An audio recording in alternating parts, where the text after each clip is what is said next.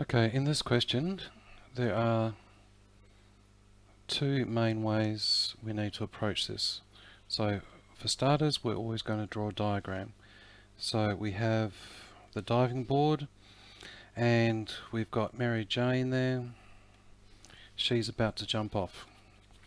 Okay, so she's going to jump off and then go splash into the water.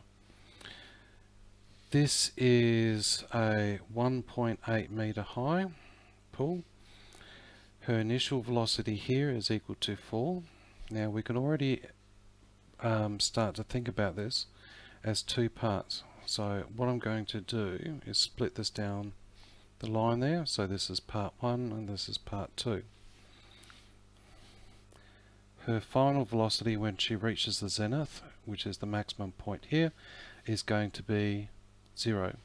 Likewise, later on we're going to say, right, when she's at that height and then she starts to fall down, then her initial velocity is going to be 0 and the final velocity will be something.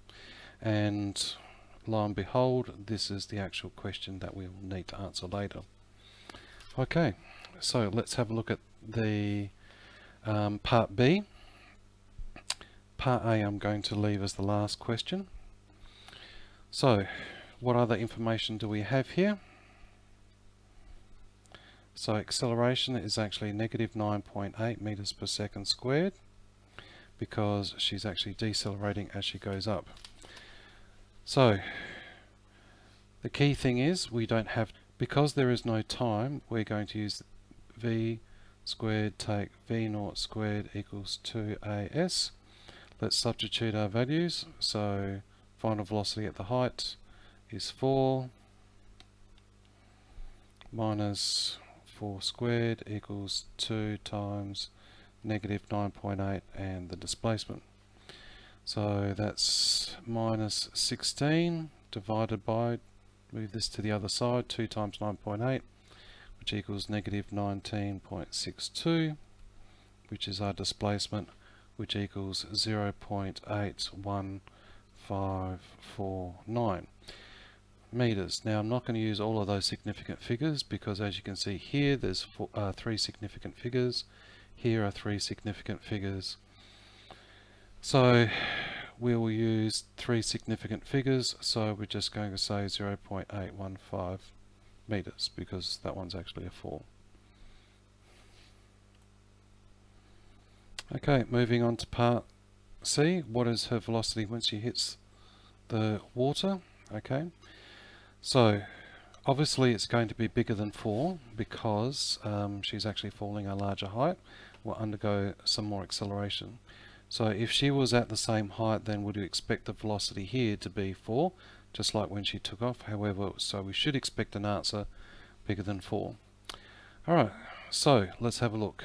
Now again, we don't have time, so v squared take v naught squared equals 2as. Now this time we actually do know the displacement. So let's substitute our values. So final velocity is what we're trying to find out.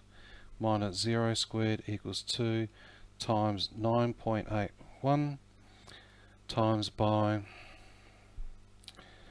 the heights of the platform plus the height that she jumps into the air, so 0.815. So we end up with that being equal to 51.3063.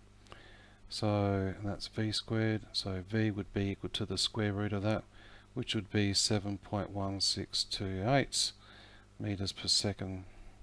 However, we only got 3 sig figures, that one's less than 5, so velocity is equal to 7.16 meters per second.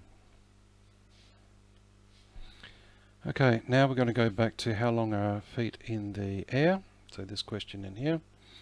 So we need to work out the time of that and the time of that and add them together.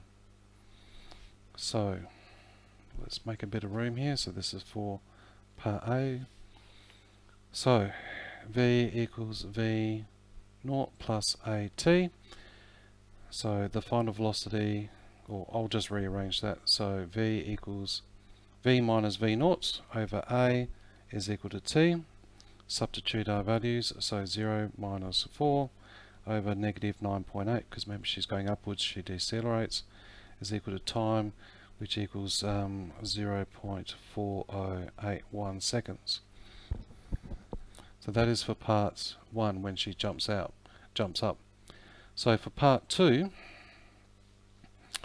where we do need an equation with time, so s equals v naught t plus a half at squared.